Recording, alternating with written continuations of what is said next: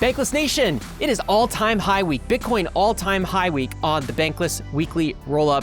Wow, feeling good going to this episode. David, how much of your liquid net worth is in Bitcoin? And I hope that answer is a lot. I would say my liquid net worth in the top 2 crypto assets is something like 95%. So pretty concentrated bet. Wow. You know what? I would caution you, and I would say that's probably a bad idea, but instead, I'm going to play this clip from legendary investor Stanley Druckenmiller. My idea of risk control is a little non-conventional. I like putting all my eggs in one basket and then watching the basket very carefully. There you go, David. Stanley says it's okay. Your strategy is fine. You don't have to be diversified. You just got to watch those baskets very carefully. You know, I've never really been a fan of diversification. It's just not exciting. Man. I'm a content producer who needs like excitement and thrill in his life. And let me tell you, that doesn't come from a diversified basket of, multiple different asset class assets. Like, no, okay, I was actually wrong. It's not 95% my net worth because I do have like a pretty good amount of HOOD and coin.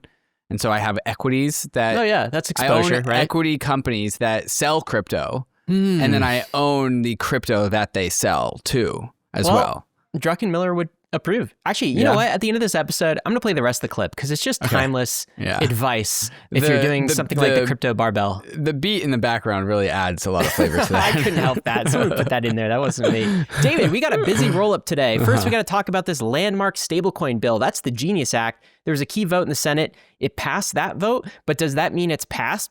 Is this now a law in the United States of America? The fight is not over. We'll talk a bit about that.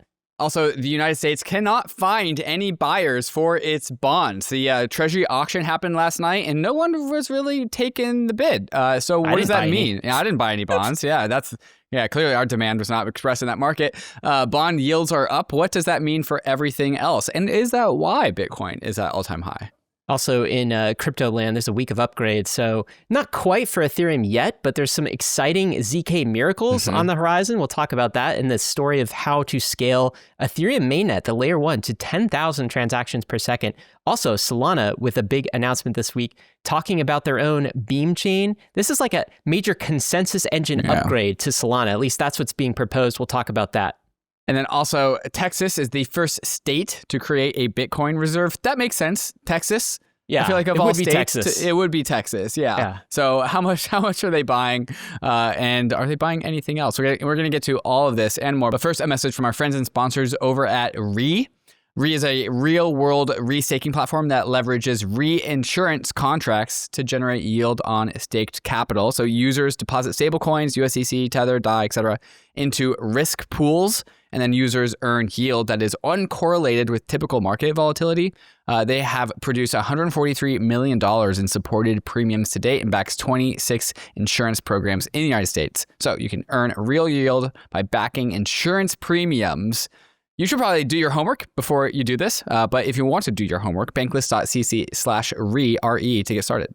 Oh, stablecoin yields. Love that story. Uncorrelated stablecoin yields. Uncorrelated. Here's another story I like, which is the price of Bitcoin on the week. Just give it to us straight, because we're at all-time highs at the time of recording. So what's the price of Bitcoin right now? Up 8% on the week to 111,300. What is that all-time high number? That if you scroll down a little bit, CoinGecko will tell you the actual all-time high mark. Oh, really? It's on here somewhere? Yeah, there. 111,512. 111. That's a new number. 512 is the new number to beat, which we are within $200 of. Look, dude. So 8% on the week. 8% on a $2 trillion asset. On Bitcoin is pretty nuts. That's a lot. That's pretty nuts. So not only this, David, I wanted to wish you a happy Bitcoin Pizza Day. Because happy Bitcoin Pizza Day. How many of our listeners do you think are not aware of what Bitcoin Pizza Day is? Few, because I think our listeners are incredibly crypto savvy, and they've been with us for a very long time on this journey, David. But why don't you tell us the story of Bitcoin Pizza for those who have forgotten, or for those who maybe just don't celebrate this? Yeah, Bitcoin Pizza Day is the first like transaction involving Bitcoin for like a real commerce. It was real commerce. And so one individual, Laszlo Hyenses, just posted on, I think, the Bitcoin Talk forums. Yeah. Said, hey, I'm interested in purchasing pizza. with Bitcoin. And there was no price for Bitcoin at the time. It was not trading. This was May 22nd, 2010. 15 years ago. 15 years ago, yeah. And so some person said, oh, I will accept Bitcoin and I will call your local Domino's and I will send you pizza. It was And Papa John's, Papa John's, excuse me. And Domino's, get that out of these two here. individuals agreed to a price of 2 pizzas for 10,000 Bitcoin. And so this one individual called up the Domino's by Laszlo's house, sent him 2 like cheese pizzas, maybe pepperoni, I don't know. And then Laszlo sent this man 10,000 Bitcoins. And that was the first real world commerce transaction of Bitcoin. I'm looking at the pizzas here. I see 1 cheese, definitely. 1 cheese, and one's like kind of an everything. Got some olives and peppers. Veggie, there's some peppers, and for sure. Yeah. And the one side might honestly, also I'm gonna tell you, Ryan, these pizzas do not look very good. They were expensive pizzas. Let me tell you, because this was 10,000 Bitcoin. Give us what's the price of that right now? These 2 pizzas. These 2 very mid-looking pizzas were purchased for what is now worth $1.2 billion today. Wow. It's funny that the first use case of Bitcoin as money was actually not as a store of value. It was money as a medium of exchange. As a medium of exchange, So get some pizza. Anyway, happy Bitcoin Pizza Day. Tell me about ETH price in the week. I will tell you, Ryan, how many weeks have you been back on the weekly roll-up? This is number 4? Yeah, Are you going to tell me it's been green since I've been back? It has been green every single week since you have been back. Correlation or causation? We are at 4. And 4 is starting to be crossing the line of, okay, this is like 4, like we are in that line of like, 3 is just not a big deal. 4 is like, okay, I'm seeing a pattern here. Something's happening. If we start to get like 6 or 7, I'm going to be like, what's going on here? Just got the magic, David. I don't know. It's these roll-ups. ETH is up 4.5% on the week. This is the first week that ETH was up less than Bitcoin on the week. So maybe Ryan's losing a little bit of his magic, but not. We'll be back. Yeah, we'll be back. yeah. Also, it's worth noting that ETH supply on exchanges has dropped below 4.9%. So the total supply of ETH, less than 4.9% of that is on centralized exchanges. Now, there's like a bunch of noise in this chart. So if you go and you put your ETH inside of Coinbase and then you stake it, that leaves the exchange technically. It does? It does, yeah. Right. It depends on how they count it, but yeah. Okay. So, I mean, there's not as much signal in here as there was, but nonetheless. But generally, yeah, what does that mean? Why is that a good thing? It means it's easier for ETH to move in price. And also, like, there's just less ETH on exchanges to be sold. And so incoming dollars can move the price more when there's less supply on exchanges. There are like 10,000 other variables that also go into that. So I don't rely on that, but it's worth noting. I choose to interpret this as bullish, David. It could only be bullish. It could only be bullish. Bitcoin is also super low too on exchanges too. So it's bullish, both those assets. I think a big question though is with Bitcoin doing this well is, are we going to get that alt season? Okay. This is a chart of Bitcoin dominance right now. Okay. This is for the last couple of years. We're at about 63% Bitcoin dominance. So Bitcoin dominance, of course, is a measure of Bitcoin as a ratio of all the other crypto assets combined. You got like 7% of stablecoins in here. Bitcoin dominance has been ebbing up all the way from, I guess, 2023 up until now, and we're at 63%. So at this point in the cycle, you're looking at Bitcoin. It can't be stopped. It's like Bitcoin's world. We're just living in it.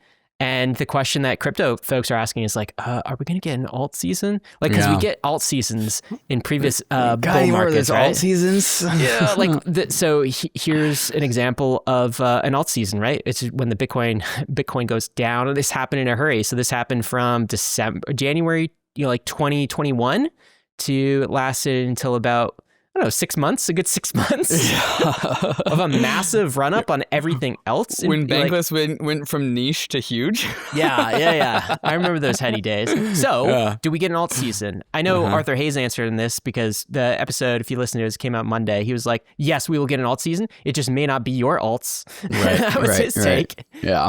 Yeah, back then, there were very few alts. There are quite a lot of alts now. Sure. And I don't really like calling Ether an alt, but I kind of think we have to. Like when Ether is just like 15% of the market and Bitcoin is like 64%, it feels much more like an alt, right? Even though I think it's the most legitimate number 2, it's still it's an alt, right?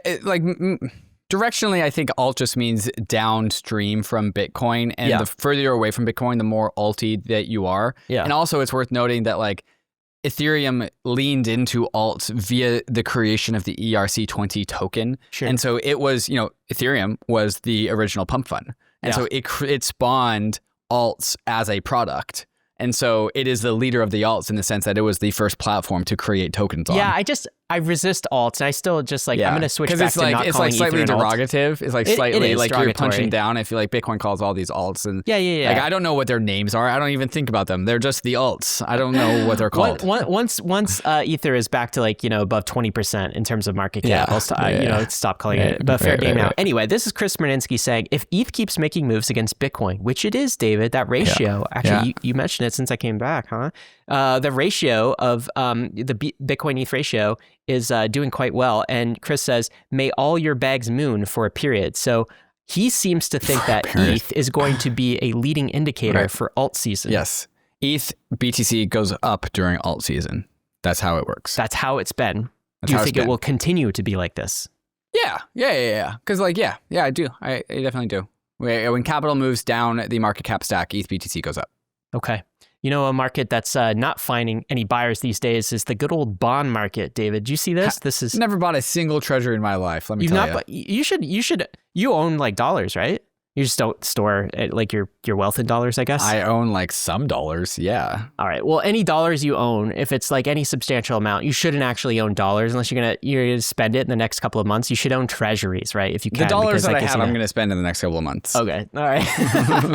Again, back to the Druckenmiller thing. That's how David rolls. But they were trying to sell some bonds in the market this week, and here's the headline from Reuters: tepid demand for U.S. Treasury auction shows investor jitters about tax bill and deficit. So what's going on? What's going on is bond prices spiked, David, particularly long duration bonds. Let me show you a chart of what happens when there's tepid demand, David. This is 30-year government bond yields for U.S. 30-year treasuries. And this is interest rates spiking up. Right. Yep. So you have to pay people more, right? Investors are going to want more interest, of a return. Yep. Right? If they're going to lock in to a 30-year bond. And this is price over time. It's now above 5%. Yeah, you're zooming all the way out to 2020. Can you go even further? Can you turn the candles to month-long candles? It has been worse.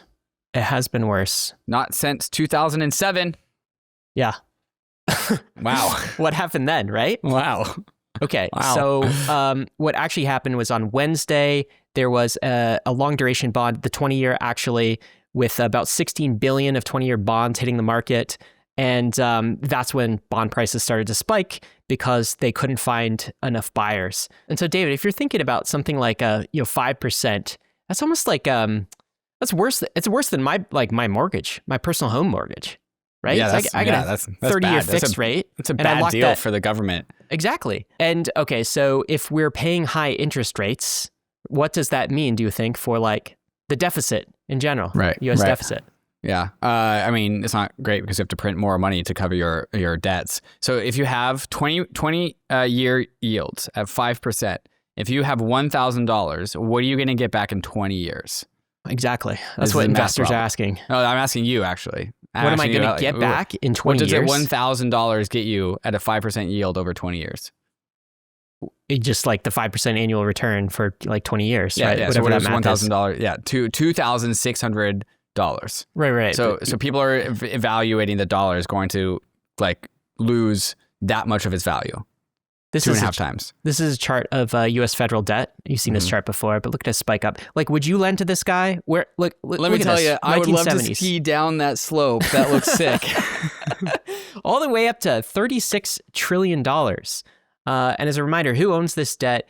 2/3 of it is public debt held by U.S. investors, and about 1/3 is held by foreign investors. So Japan, China, they'd be at the top of the list. Why do you think this is happening, David? Why are investors not confident in these bonds? Why are they demanding higher rates in order to hold them? I think this was always inevitable. That's always been the deal when you have unsustainable debt. The spark that lit the fire is the Trump tariff shenanigans, which has removed international emphasis on the United States as the Loki of finance and reinvestment. And so we would print money, we would buy the people like foreign goods would come into the country, our dollars would go out of the country, but then the dollars would come back into the country when they would buy our bonds. Except that last leg has not been happening. Instead, people are buying gold and also Bitcoin, which is why gold's at all-time high and why Bitcoin's at all-time high. And so instead of the United States stock market being, and like Wall Street being the epicenter of all of finance, that is being, like, I kind of think gold all-time high is kind of this like limbo period where people don't really know where to allocate their capital because they don't know what the next epicenter of finance is. So they're just parking it somewhere. They're just parking it somewhere. Yeah. And then they're looking for like, what's the next Wall Street? Where should I where can I get the best yields? Sure. And like, I think that has been this whole theory, this whole thesis of this arc of nations and the capital centers of the world has been the thing that we've talked about on Bankless the entire time, and why we're bullish on credibly neutral internet-based financial systems on the internet. That's where it's all going. Well, it's definitely tariffs. You're totally right. And some people also thought that Republicans would take control of the government. They'd fix deficits. But did you see Trump calls this the a big beautiful bill? This is the Republicans' bill that's in the House right now for their new tax bill. And this tax, the proposal here would actually add 3 to 5 trillion to the deficit. More debt over the next 10 years. He wants to cut taxes. He wants to cut taxes. He also cut like 60% of the IRS staff, which means they can't even collect their own money. Right. And so this leads to things like, I don't know if you saw this week, Moody's downgraded U.S. sovereign debt again, right? Moody's is a rating agency. Anyway, this stuff's getting priced in. So the reality is there's a lot of long-dated bonds that Treasury Besant is trying to sell. And this week, they're having a little bit of trouble selling them. I mean, there's still buyers. I don't want to overstate this case, but you can kind of see investors there were less demanding buyers today than there were yesterday. Yes. I think that's going to continue. This is the Arthur Hayes thesis. It's playing out. What do we have next? Coming up next, the Genius Act stablecoin bill passed a key vote in the United States Senate. Not the vote, but nonetheless a key vote. It's a pretty big deal. What does the Genius Act do? What does it mean for issuers and holders? Who's left pushing back on the Genius Act? Who doesn't like stablecoins? We're going to talk about that.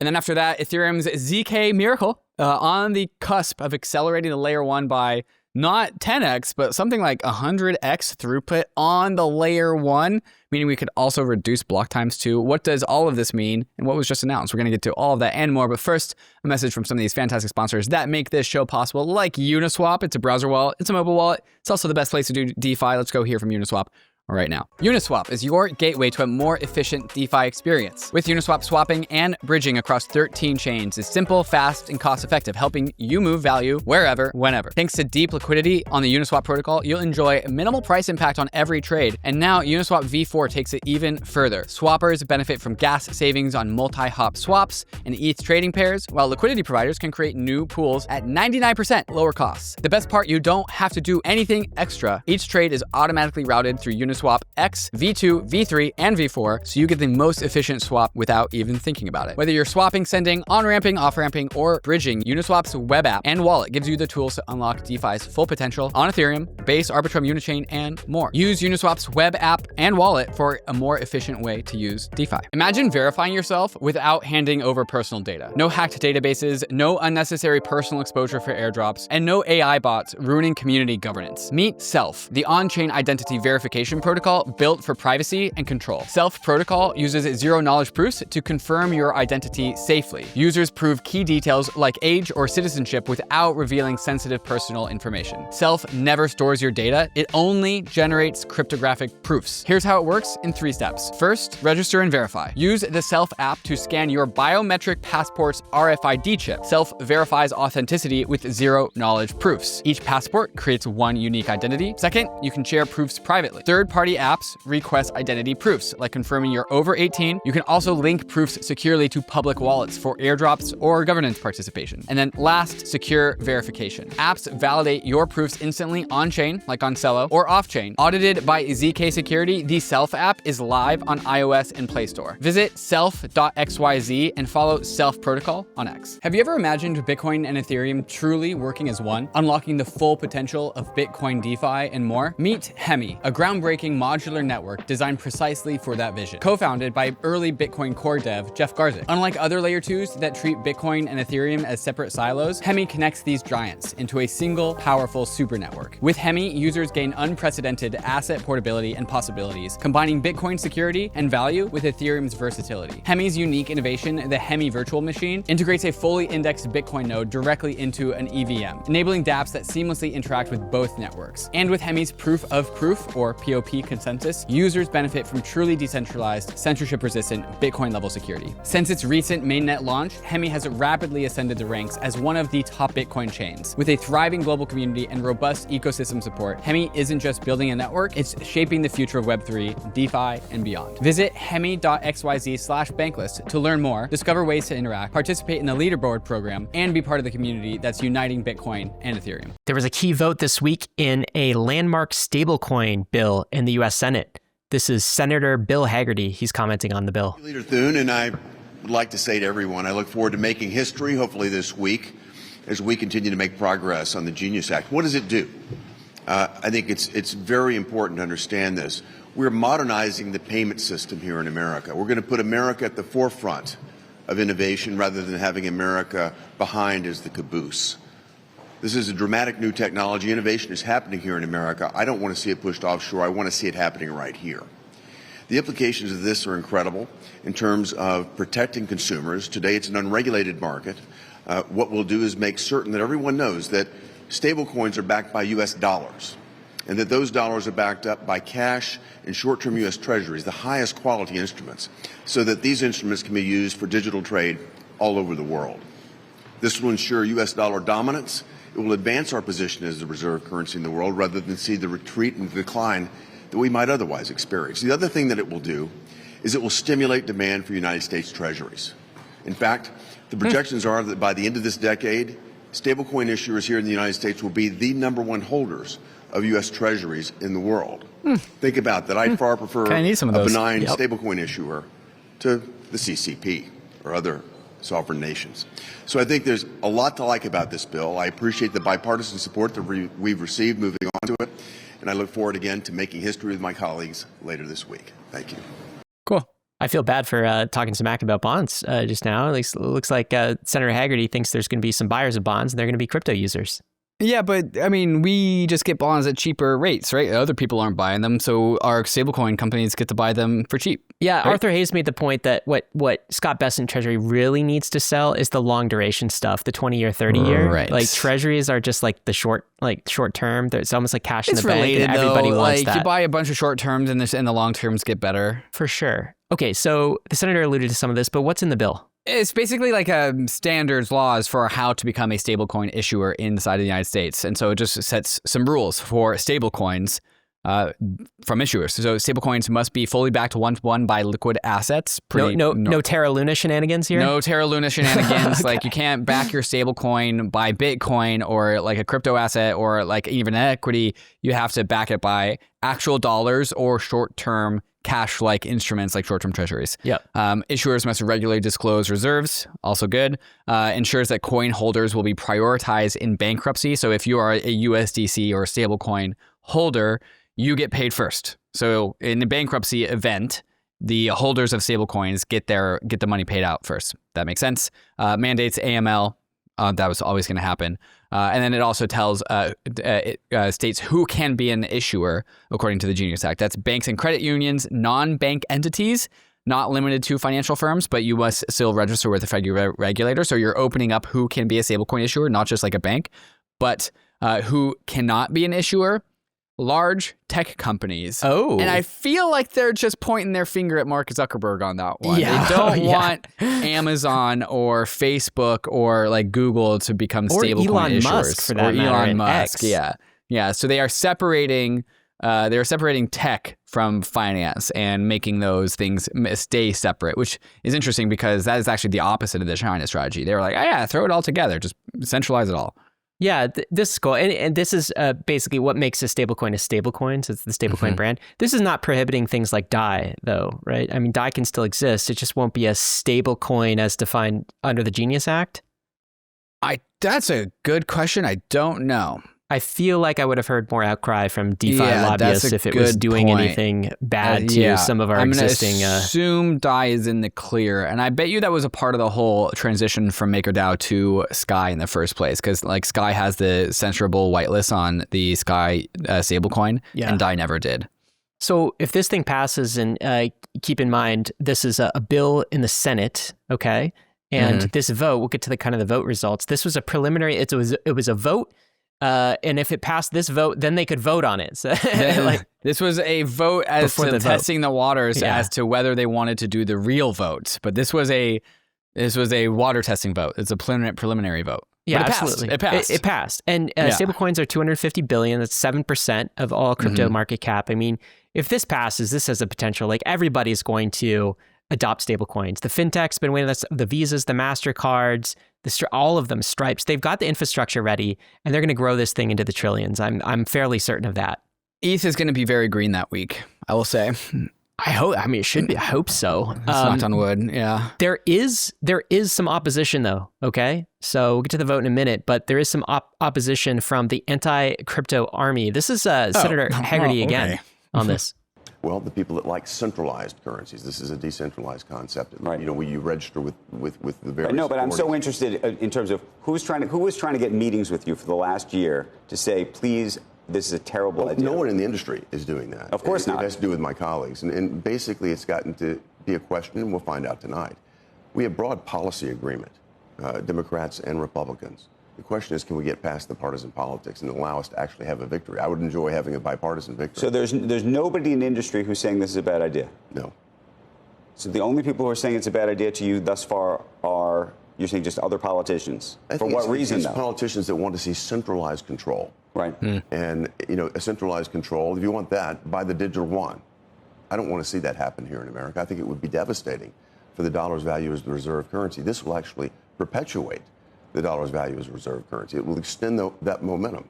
It's going to extend demand for U.S. Treasuries. There's a lot to like about this. How cool is it that some of the same talking points that we were saying like 3 years ago about how it would extend the dollar, the brand of the dollar, it would be buyers of Treasuries. You're seeing now from senators on CNBC. It's pretty cool. That's interesting framing, that like the people that don't want this are the people who don't like decentralized like stable coins, right? And it's more like decentralized networks, right? It's like obviously these stable coins are still centralized. They're still kind of one-to-one treasuries. They're government issued. But I guess from Haggerty's perspective, these are much more kind of decentralized because they're using open blockchain networks than the previous, closed ledger regimes. So he's talking about some opposition here. Yeah, who is he talking about? Who is the people that he is saying are the people that just want control? Well, I don't know if you saw this image of Elizabeth Warren as the vote was going through, just that arms looks crossed. Like we're looking at a picture of Elizabeth Warren on the floor as the vote was happening, as Ryan just said, and she looks unhappy. She looks angry. She looks angry. Oh yes, her arms are crossed. Yeah. Oh, she's staring someone down. She looks like an angry lady. Okay, so what were the voting results for this vote in order to hold the vote, which is pretty significant? The voting came in, and it still trickled in for a while, but the vote came in at 66-32 in favor. And so 16 Democrats joined Republicans to move the bill forward. And then, of course, Chuck Schumer remained opposed. Elizabeth Warren obviously remained opposed, and Chuck Schumer also remained opposed. I wonder why Chuck Schumer remained opposed, because he was always kind of the pro-crypto Democrat. What's up with that? That's funny. I have no idea. And actually, they got 3 more than the 66 that you mentioned. So you'll like this. 69. 69. Let's go. 69, Let's yes. Go. Okay. So the significance of this is that's a lot of Democrats. Yeah, there's a lot of wiggle room. So if we go to the real vote, and we can still lose votes, and the vote will pass. Okay, and the real vote happens sometime next week, it seems like. So after Memorial Day, there'll be a real vote. But since it passed this preliminary vote, it's very likely going to pass the actual real deal vote. Right. And then from there, so it's like approved in the Senate, and that's the hard, congressional hall to kind of like be approved by. And then it goes to the House. Might be some changes there. Expect it to pass there. Basically, David, this thing looks like it's going to go. We're going to get a landmark stablecoin bill in the U.S. and it's going to happen in the weeks to come. Yeah. I think as the order of events that happened, I think like yesterday, was we got this vote in, and then Bitcoin started ripping, crypto started ripping. Then the failed Treasury sale, not the failed, but like the weak sale of Treasuries came in and nuked the market. Yeah. And so Bitcoin went from like just breaking all-time high. It was at like 109,000. It went down to like 102,000. And then everyone's like, wait, weak Treasury sales, that's bullish. And then Bitcoin went to 111,000. Yeah.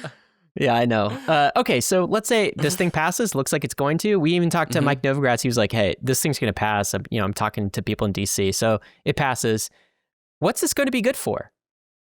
What assets? How about our banks? I can't invest in a stablecoin, David. I don't want to do that. I'm going to invest in a crypto asset that gets some, upsurge from this. So there's like 190, almost 200 billion in stablecoins.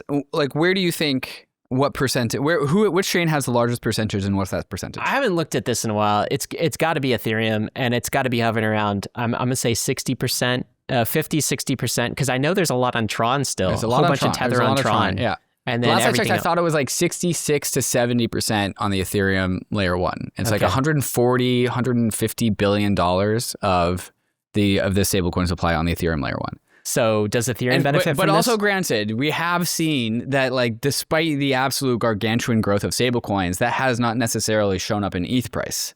For sure. This is Chris Braninsky saying, of all the crypto assets, the Genius Act is probably most positive for ETH, given its stablecoin base, robust DeFi infrastructure, and long-running institutional rapport. He says Sol won't be too far behind, and Tron is the ignored dark horse for historical reasons. Let's see how it all plays out. I don't see the Tron argument here. Tron is a third world developing country like Stripe competitor. It's payments, not TVL. So more stable coins coming online. Like Tron's, I don't know if that's going to help Tron. That's my take. Yeah, that's interesting. And what do you think about the banks? So do the banks like this? Are they not fans of this? No. Okay. Because okay. So the Circle Tether contract address on Ethereum or any other blockchain is the new bank account, and you have an account balance with if you hold USDC, you have an account balance with the USDC token contract on Ethereum. You don't need an account with your Wells Fargo bank account anymore. Right. And so why do you need a bank account when you can just go get an account balance without KYC, without AML? You can just go to Ethereum and you can get an account balance of USDC on chain. Wait, are you saying we could go bankless? I'm saying like that's always been the plan. At least commercial bankless. It's still a central bank instrument. But the bank lobby really doesn't like this, and it's kind of interesting because Elizabeth Warren. I'm just shocked. I mean, she chairs the Senate banking committee, right? Right. And it's sort of. She does what the bankers want. I'm just going to say it, at least when it comes to crypto. She cudgeled the hell out of the banking industry post 2008. She became their chief regulator, and now they pay the compliance tax to Warren and the government. And now they're in her pocket, and now she's trying to do the same thing with us, but it didn't really work as well. I wish it wasn't the case, but it is. But one thing that the banks blocked, one thing the banks blocked could not go through is actual yield, okay? So they capitulated on, all right, stable coins, we know we can't block that. US has got to sell some treasuries. This has lots of support, right? But they can block, and they have lobbied hard against any of the stable coins actually giving you yield, David. So that nice treasury yield, that remains a security. We're not going to give you that 5%. Tether gets to keep its massive margins, right? And so does USDC and all the stablecoin issuers, okay? So that's still the banks inserting themselves as middlemen here. Yeah, that's unfortunate. I guess that could, in theory, stay around for a while. Like, you could just pass another law or an amendment to the law and change that, but I could see that being around for a while. But I still get yield in Aave, so fine. That's going to be a fight. I think that's going to be a fight. All right, David, tell me about Ethereum's ZK miracle. What is this? Okay, so this is big news this week that was going around the Ethereum crypto Twitter side of things. This got started by Justin Drake, but then also followed by Uma, talking about real-time proving. So what does that mean? It has always been the plan for Ethereum to turn into a ZK ecosystem as soon as zero-knowledge cryptography was ready. And real-time proving means we can make proofs, ZK proofs, in real time. What is real time? That is sub-block time. And so Ethereum layer 1 has 12-second blocks. If we can make a ZK proof in faster than 12 seconds, then you unlock a bunch of scaling benefits. What does a ZK proof do? So right now, all blockchain nodes have to re-execute all blocks to check their validity. And that's what slows everything down. Every single node needs to re-execute everything. It's the same computation done over and over and over again on every single node. With a ZK proof, they just have to check the validity of a ZK proof. So the way that this works is only one computer has to solve the Sudoku puzzle, and then they can show the Sudoku puzzle around to all the other nodes, and they just have to check that the Sudoku puzzle is correct. Just one honest actor. Yes, just one honest actor does the work. Everyone else checks the correctness of a Sudoku puzzle. It's easy to check the correctness of a Sudoku puzzle. It's hard to actually do a Sudoku puzzle. The way that current blockchains work, Solana, Bitcoin, all of them, every node re-executes so every node does the Sudoku puzzle. With real-time proving, only one node has to do the Sudoku puzzle and they can just show their work. And if we can get the proving time, the creation of a proof, below 12 seconds, that's what unlocks this. Now, it has to be below 12 seconds for every single block. And so right now, 99% of all Ethereum layer 1 blocks are proved in less than 13 seconds. So we're pretty damn close. And that's why Justin Drake tweeted out this tweet saying real-time proving is here. What does this unlock? This unlocks two main things. This unlocks very strong cross-chain composability from Ethereum's layer 2 ecosystem if they can all be proved in real time, because then the state of one layer 2 can be referenced by another layer 2. So that's great. But I think the really exciting thing, Ryan, is that we get to turn the layer 1 into an enshrined ZK rollup. So we will decouple the execution layer of the Ethereum layer 1 from the consensus layer, and that the layer 1 will be able to like do a 100x on throughput because of real-time proving, ZK proving. And so all of the speed of all these rollups that we've been talking about, like how Base is at like trying to go for a gigagas and all this kind of stuff, the Ethereum layer 1 turns into having the execution capacity of a ZK rollup. And it goes from like where it is now with 12-second blocks. It'll still have 12-second blocks, but it'll have 100 times larger block sizes. And then as ZK proving times go even lower, we can start to reduce the block times as well, which I'm a big fan of. So this is all possible because the cost and the time required for ZK proofs is basically on an exponential curve. Mm-hmm. And it's kind of like collapsing down. It's happening faster than anyone thought. So if this seems like it's kind of out of nowhere, it is in a way, but the Ethereum ecosystem has been working on ZK tech for a while. The exponentials are just catching it up to make this kind of viable. Yes. Yeah. This is research and like development that the Ethereum Foundation has been investing in for years. And so like when everyone was complaining about the EF, like selling their ETH, like it's stuff like this that is what it was being applied for. Yeah. I mean, I think the bottom line to me, is that this does a couple of things. One, you know, that whole mantra of scale the L1, scale the L1. This provides a credible path to scale the L1, Ethereum layer 1, to 10,000 transactions per second. Yes. Okay, that's 100x scalability. And we don't have to wait for one big bang for that to happen, right? There's Donkrad's plan to kind of increase gas limits. We've been talking about that. We could do a 3x every year, for instance, and get all the way to 10,000 transactions per second. Now, if you kind of split the difference, because everyone's like, what's the timeline? Justin Drake is super optimistic. He thinks this could happen in 3 years, okay? Oh. Donkrad thinks this could happen in 6. Split the difference. Split the difference, you get 4.5, something like that. 4.5 years? Okay, but that's for all 10,000 transactions per second. Okay. And then realize we're doing we could do like a 3x every year. And by the way, Justin, a 3x every year is great because that compounds pretty fast. Exactly. And okay, so it does that. You're scaling the L1. And it also, as you said, the L1 becomes basically a base native rollup. So we take all the L1 execution, it's a base native rollup, and that acts, David, as a gravity well for all of the other rollups that are just posting data availability on Ethereum to like come closer, become base native rollups themselves because they want the benefits of interoperability. You know that. And if everything's a base native rollup, everything becomes Ethereum. Then it all works. And we get the United Chains of Ethereum. It all works. It's the grand plan. Everything comes closer to the center. Yeah. Ethereum just integrates to layer 2s. Did you see even, Eric Wall is kind of like a, Bitcoiner. He likes Ethereum, but he's kind of a skeptic, right? I saw him tweet out, he's like, Ethereum is saved. Like Ethereum might save Ethereum. This is kind of the ZK miracle that can really scale Ethereum L1s. And it's just like magic cryptography tech that I think Ethereum's been betting on for a while, but now it could actually like make this whole United Chains of Ethereum thing work. Yeah, it's on the horizon. 3x every single year starts to like compound pretty fast. And this has always been Ethereum's like long-term L1 scaling plan.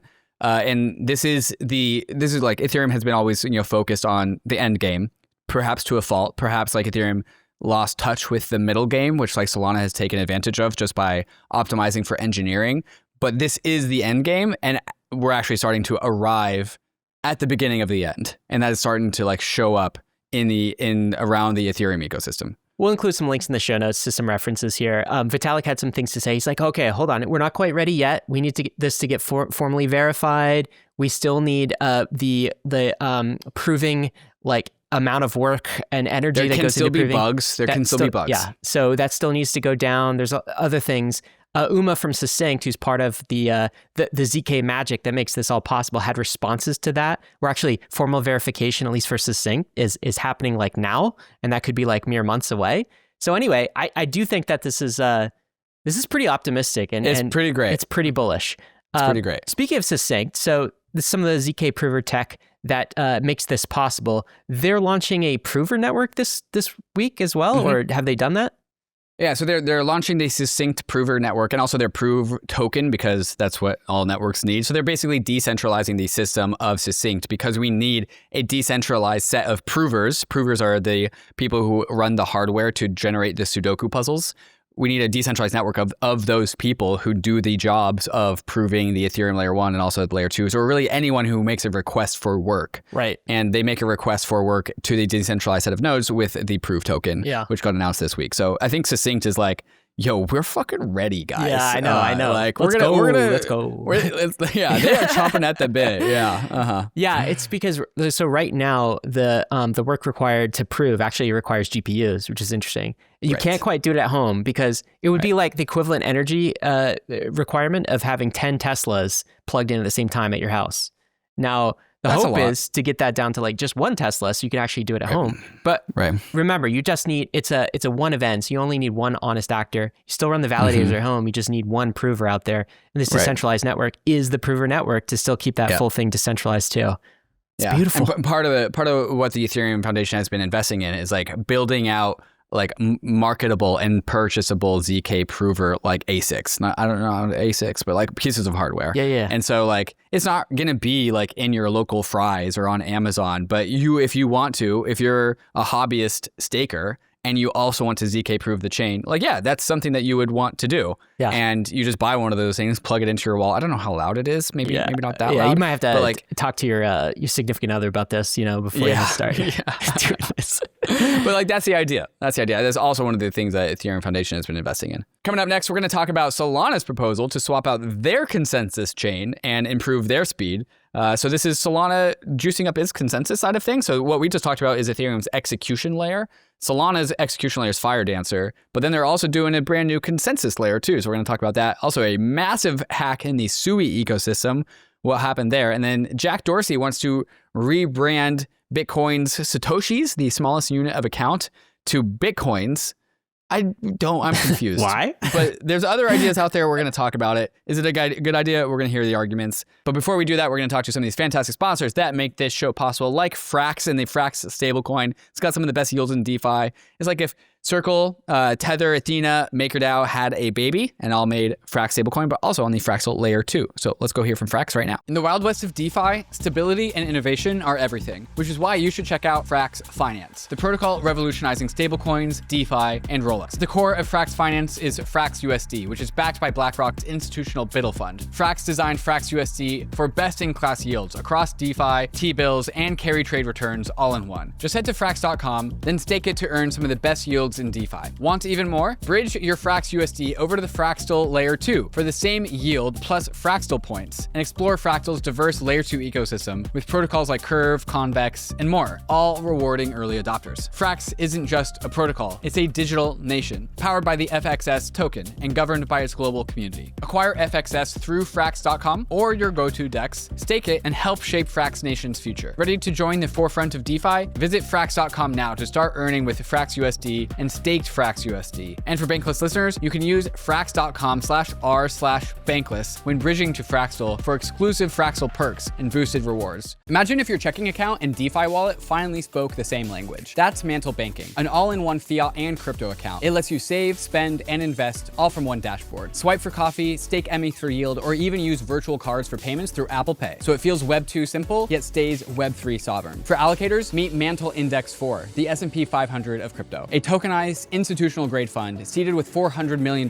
from the MANTLE Treasury and balanced across Bitcoin, Ether, Sol, and yield-enhanced stables. One asset, broad exposure, pure DeFi composability. The momentum is real. METH vaults, FBTC bridges, and a $2.4 billion community treasury are all powering the next phase of on-chain finance. MANTLE brings real-world access, yield, and utility to digital assets. Ready for the next era of on-chain finance that actually belongs in 2025? Explore MANTLE at mantle.xyz or follow mantle_official. MANTLE, bridging TradFi and DeFi so you don't have to. All right, Solana's next leap forward is the proposed Alpenglow consensus layer. I don't know if you call it a layer in Solana, whatever. Anza, which is a Solana client team infrastructure spin out of the Solana Foundation, I think maybe. I do not know my Solana history very well.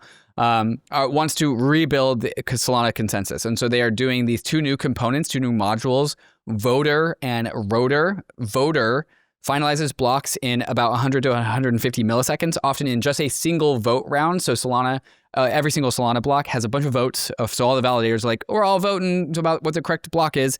That this is happening with Voter faster. And can also happen if just 80% of the stake is online. So apparently this is a 100x speed up. And then there's Rotor, a lighter, faster, smarter gossip layer that relays blocks with fewer hops and fair bandwidth, replacing Turbine. So the blocks get gossiped faster. So what does this do? This just moves Solana closer and closer down to just like Web 2 latency territory, which has always been Solana's game. Consensus at the speed of light. So they can just power real-time trading, game and payments, blah, blah, blah, all that kind of stuff. There are trade-offs here. So people are still kind of discussing these trade-offs. There's this one individual who's like, okay, this is just going to consolidate Solana like stake weight or validator centralization down to an even lower number of validators. This conversation about like the impacts on Solana are just getting started here. Code is in simulation, docs and migration tools are coming, but there's no mainnet date. And then also in parallel to that jumps FireDancer client, where is FireDancer? Like I thought FireDancer was supposed to be online by now. Anyways, that's happening in parallel. Apparently it's being targeted for the second half of 2025. Yeah, I mean, people are pretty excited about this. It's kind of the increased bandwidth, reduced latency sort of roadmap. Yeah. IBRL. But there do seem to be some trade-offs. I'd like to hear more about this. Like the tweet that you're mentioning, this gentleman, Duran Tyson, says, as few as 7 validators can now attack the network. I don't know if that's true. If it goes through. If this goes through, yeah. Or to what extent it's really true. It's like, I feel like technical minds have to kind of dig into this. But the net of it is, tell us what to think. Yeah. It feels like Solana just like doing more Solana things, right? Yeah. In the same way that we were just talking about. Solana's already so incredibly fast. How much faster do you think it needs to go? We're at speed of light. That's what we're getting close though. Getting close to the speed of light. Right. Getting pretty close. It's also, I think there's going to be a real world asset battle here between, Ethereum and maybe the Solana ecosystem, right? So you mentioned a whole bunch of stablecoins on ETH. It's definitely leading the charge. It's also leading of other like tokenized assets, like security type assets, treasuries, that tokenized kind of thing. Real world assets. Yeah, look at this chart. It's got 10 billion. No one else is even close. But this week, the non-Ethereum people would want you to know, Ryan, that there are assets on Ethereum layer 2s that are included in that Ethereum bar. Sure. And those shouldn't be there because they're separate chains, but that's up for your interpretation as what's Ethereum, what's not Ethereum. Ethereum, United Chains of Ethereum. But a win for Solana this week. Coming soon, Kraken takes Wall Street on-chain with tokenized equities. Kraken is teaming up with Bakkt to launch X stock offerings, and they're doing that on Solana. Okay, which is interesting because Kraken has a layer 2. Yeah, what? Kraken has a layer 2. They're doing it on Solana. Why are they doing that? Don't know. Interesting though, and that's definitely a win for Solana. So the real world asset wars, I think, are going to continue this cycle. Yeah. Let's get into the biggest hack in a long time. So Cetus, CETUS protocol, which is the largest DEX on Sui, was exploited, leading to a halt in trading and also drained liquidity pools. So anything that had liquidity in these liquidity pools on this exchange just nuked by like 90% because all the Sui got drained out of them. Even like USDC went down, like it turned into like 30 cents on the dollar because of the draining. All the Sui coins got all the Sui coins just got absolutely wrecked. I don't hold any Sui coins. Negative 90%. Yeah. I don't know what these coins are, but ended up getting exploited for $200 million. So the wallet tied to this exploit currently holds about 13 million Sui, valued at $54 million. No one knows who did this, but they are moving that Sui and buying ETH and sending it over to ETH somehow. So they're just getting the hell out of the Sui ecosystem. And for some reason, Sui, the token price is just flat. It's down like 3%. It's like, I would call that flat for like a huge hack. What's interesting, Ryan, what is flagging in my brain is that Sui validators are censoring transactions from the hacker at the layer 1 level. What? Which like, yeah, it's just what like, are we doing here? What? Yeah, like I kind of get it. Like Sui's new. I kind of understand like that. Sui's not trying to go for like censorship resistant like layer 1 that Ethereum has. They're trying to like protect user funds, but it is like, it's just showing like the man behind the curtain, like this thing is censorable. Why have a blockchain, right? It's kind of notable that the Sui hackers, where'd they go, David? Where did they go? Yeah, to Ethereum. They went to Ethereum and they bought ETH. Yeah. But also we have seen hacks on Ethereum where people leave Ethereum and go to Bitcoin. And they go to Bitcoin. Yeah. But it's like ETH or Bitcoin. And right. What does that imply? So here's a fun question that for strong you. property rights for hackers are preserved on Ethereum and Bitcoin. And you know that whole question about do we DCF ETH the asset or not? Okay. Right. Okay. So 60 million buy from hackers. They bought Ether. Okay. Right. Where does that reflect in my DCF formula? Oh, wait. Oh, wow. You just brought that out of nowhere. Maybe $2 for the transaction fee. That gets in DCF. But 60 million in buy pressure for what? Ether the asset. Okay. Right. I'm not saying it's great that hackers are doing it, but okay. The protocol made no revenue, Ryan. It's net demand for Ether as money, a censorship-resistant monetary system, does not show up in DCF, is part of the value proposition of REV Ether. is, I think, what you're talking about. It doesn't show up in the DCF, but I think you're alluding to the REV debate that happened this week. Yes, I am. And what I'm saying is there's a product called Ethereum Block Space, and that shows up in discounted cash flow, REV type formulas, okay? And there's another product called Ether the Asset, which is a non-sovereign store of value, and that shows up in $60 million of demand pressure when you're trying to get out of the centralized ecosystem and store your wealth somewhere else. Mic drop. That's it. Done. Brother, I have no more money to buy any more Ether. I don't know what you want from me. I don't know. You're fine. You're fine. Tell me about Sky, David. Sky. Okay, so if you are a MakerDAO holder, you have a thing to do, which is you need to transfer your MKR into Sky in order to participate in governance, but also accrue the rewards from the Sky ecosystem. All the benefits of Sky is going to Sky What is token. Sky? What is Sky, though? Sky is the rebrand of MakerDAO. They just rebuilt MakerDAO from the ground up with a new governance token Sky and then a new stablecoin called USDS. That stablecoin is now, like I alluded to earlier, censorable. It's got a whitelist that makes them compliant. And then so the governance token, formerly MKR, is losing all of its governance powers and is being transferred over to Sky. So if you are an MKR holder, you are going to start to become penalized for not transferring your Sky starting in like September of this year. So that is a PSA. You're going to lose MKR for being a laggard. So go do that. I think there's a lack of enthusiasm as you're talking about this, that's coming through. And it's not because like, probably you hate the rebrand. It's like for me too, or I hate the it's because Maker was like an OG DeFi protocol that kind of like, I mean, I love that brand. It sort of convinced me of DeFi back in the day. It's like it invented DeFi. Yeah. And so it's just sad to see Maker go. Yeah, especially with the, it's one thing to be sad about the brand, but it's also another thing to be sad about losing the uncensorable properties of DAI. MakerDAO is where I cut my first teeth. Like, before I started writing content about Ethereum, I was writing content about MakerDAO. That's how we met, dude. That's you how were we writing met. Maker articles about the and then its first article led to the Bankless podcast. So end of an era there. Right. And speaking of rebrands, there's some rebrand talk going on in the Bitcoin space. This is Jack Dorsey. So we're not changing the Bitcoin name. Bitcoin is still Bitcoin. Bitcoin is still Bitcoin, but what we're debating about is the smallest denomination of a Bitcoin, which has been historically called a SAT for a Satoshi, a single Satoshi. But I think Bitcoiners are just aware that like that name has not, that nomenclature is not catching on. Okay, so they're trying Jack to like Dorsey, reconsider that. He wants to call it. So he says this: Sats are so confusing to people just getting into Bitcoin. Bits of Bitcoin are better, and just Bitcoin is best. So I think he wants to call Sats bits, either bits or Bitcoins. Is that the conversation? It can't be Bitcoins. That's the same name. Well, if it has an S on it. No, because what if you own multiple Bitcoins? Yeah. Well, Bitcoin could be Bitcoin, like could be plural for Bitcoin too. Do you know? Like you could say we are in the process of getting confused. I like bits. I think it's Bitcoins. Like bits? Yeah. Yes. Little bits. Send me some bits. Yeah. What about stacking sats?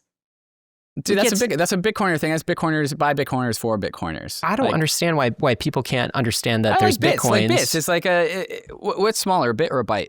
It's a bit. A byte is 8 bits. Or a bit is 8 bytes. A bit is smaller than a byte. Right. Yeah. So a bit. Yeah. It's the smallest unit of like data on the internet, and it's also a smallest unit of Bitcoin. Bits and Bitcoins. That makes so much sense. Well, how do you go about changing this? All right. It's like, what do you do? Is this a government? You cudgel people on Twitter. Yeah. Until they conform. It's a social thing, but there's actually a Bitcoin improvement proposal that was put forward. BIP 177 proposes redefining Bitcoin's base unit by making 1 Satoshi equal 1 Bitcoin. Currently, 1 Bitcoin is 100 million Satoshis. Right.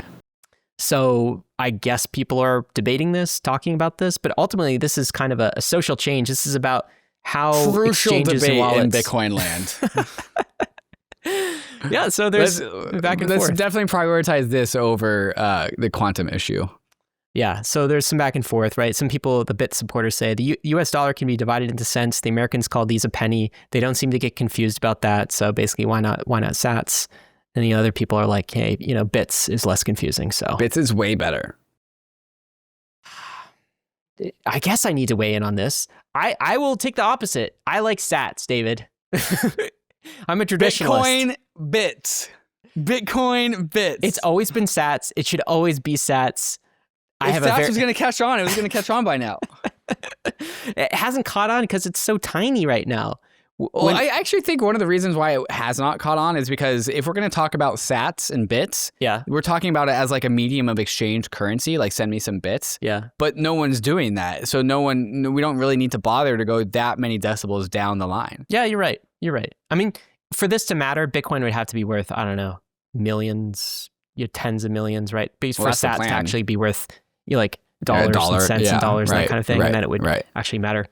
You know who is stacking some bits, if that's your preference, David? I think they are stacking Bitcoins, actually. This is the state of Texas rolling out their own strategic Bitcoin reserve. This is a bill that officially passed. Let's play the clip. Great. Thank you, Mr. Speaker and members. Today is a pivotal moment in securing Texas's leadership in the digital age with the passage of our strategic Bitcoin reserve. Now we embrace a modern asset with traditional properties but future promise. This reserve not only strengthens our fiscal sovereignty, but positions Texas as a forward-thinking state prepared for the evolution of global finance. I move passage. There you go. That's Texas is going to have an official Bitcoin reserve. It's not just Bitcoin, fun fact. So this is a dedicated fund managed by the state comptroller to invest in any crypto asset with a market cap above 500 billion. So that could be Ether. Ether at $320 billion. Yeah, we get a 4K Ether, and it's on the menu. That's actually completely reasonable. I'm kind of shocked. Yeah, so it's not just Bitcoin. It's a general strategic reserve, but obviously Bitcoin's going to lead that thing. Right. Yeah. Wow, interesting. It's worth highlighting this week that Galaxy Digital was listed on the Nasdaq. So they were previously listed on the Canadian Stock Exchange, but sorry, Ryan, honestly, who cares about that? And so congrats to Galaxy Digital for getting listed on the Nasdaq in the capital center of the United States, even though that is also getting smaller. I think that's worthwhile. Like, United States company now on the Nasdaq, United States crypto company now on the Nasdaq. So that's pretty cool. We did an episode with Mike Novogratz, recorded on early access next week for premium subscribers, but that'll be out on the podcast feed the week after that for anyone who's Novogratz interested. just said it's about liquidity.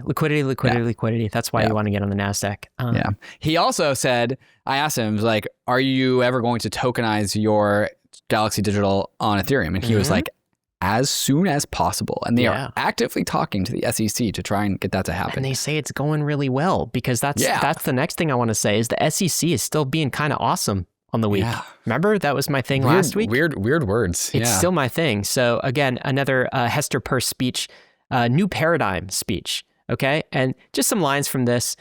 She said, most currently existing crypto assets, wait for it, are not securities. Hey, she said it. She said it. In particular, this was a quote I pulled up. Crypto assets that do not represent economic rights or an interest in a business entity or other promisor and are solely for use or consumption should not be subject to the federal securities laws.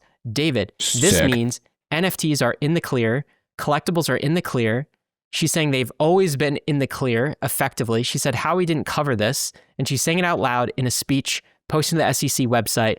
Complete 180 pivot. Basically, Hester Peirce is now unleashed, right? Like, she's always had these thoughts. Yeah, she's head of the task force, and now she just gets to say things and they become true, which is great. And they're cooperating very much with everybody in crypto. So just like more awesomeness. And by the way, they're actually still prosecuting the bad guys this time, okay? That's unreal that we're like, that this is the news. Do you remember people used to say, oh, crypto just doesn't want to be regulated. They don't want the SEC to do anything. Yes, we do. Please pursue the criminals that are like conducting fraud. Here's SEC charge to UNICHAIN, top executives with $100 million massive securities fraud. Not Uniswap. No. Not UNICHAIN, not the Uni token. There is this fake copy pasta doppelganger program called UNICOIN. Yes. I don't know where it came from, but it was always trying to like fleece investors thinking that it was Uniswap. Well, do you ever see these cars in New York City? I mean, because they were all over New York. I never did. Yeah, wow. The fine, Ryan, $100 million. Okay, so this is this is basically a fraud. Hayden Adams would post this. This is actual fraud. Yeah, and he'd show pictures in New York City of like UNICOIN being advertised on like, taxis, billboards, this sort of thing. And he's saying, SEC, you're doing nothing about UNICOIN and you're coming after Uniswap? Yeah. Like, what's the deal? Fucking, excuse my French, a Wells notice. What about these guys? Yeah. Anyway, like, balance is being restored. The universe is correcting. It's all good. The Department of Justice is also investigating Coinbase for that data breach we were talking about last week. So I'm sure some more details will emerge there. It's looking ugly. It's looking like... Are they investigating Coinbase or are they investigating the Coinbase data breach? Because I think those words kind of matter.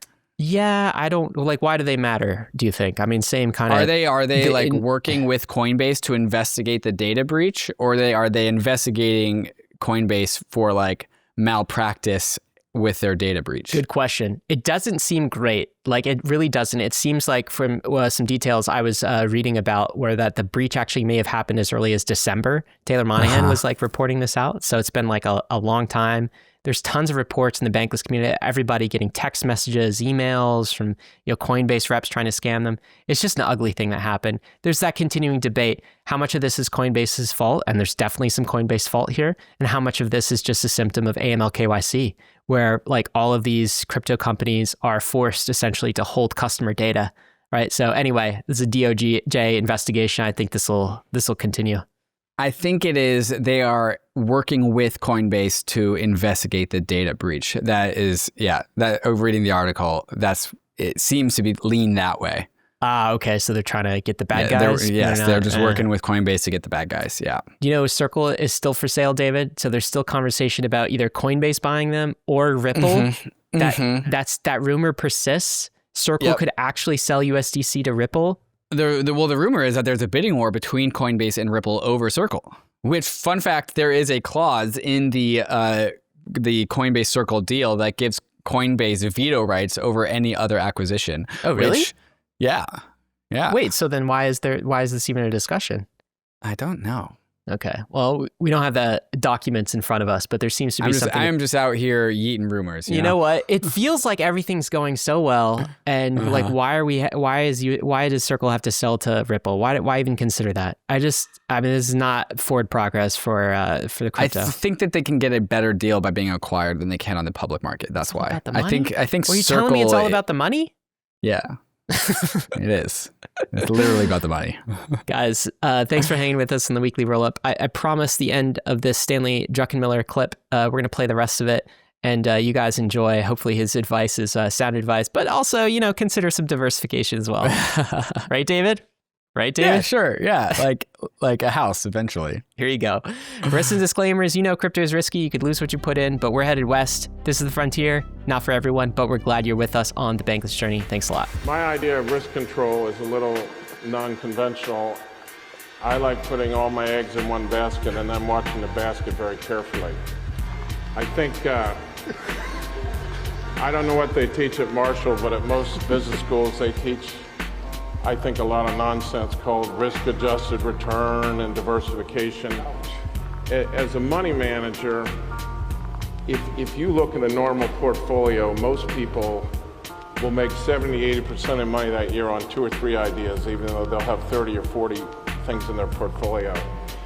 My concept was to put into those 2 or 3 ideas that I had the most conviction in. I was also lucky to travel across asset classes. So I traded commodities, currencies, bonds, and equities. And it gave me the discipline. If I didn't have a good idea in equities, I was happy to have no equities. Or the same thing with bonds. So when you have a quiver with a bunch of arrows in it, you can usually find something to put a lot of money into. The only other thing I'd say is too many investors look at the present. The present is already in the price. You have to think out of the box and sort of visualize 18 to 24 months from now what the world is going to be and what securities might trade at. What a company's been earning is ridiculous. It doesn't mean anything. What you have to look at is what people think, what a company's earning, what people think it's going to earn, and if you can see something 2 years that's going to be entirely different than the conventional wisdom, that's how you make money. My first boss used to say the obvious is obviously wrong. If you invest in conventional wisdom, you're going to lose your butt.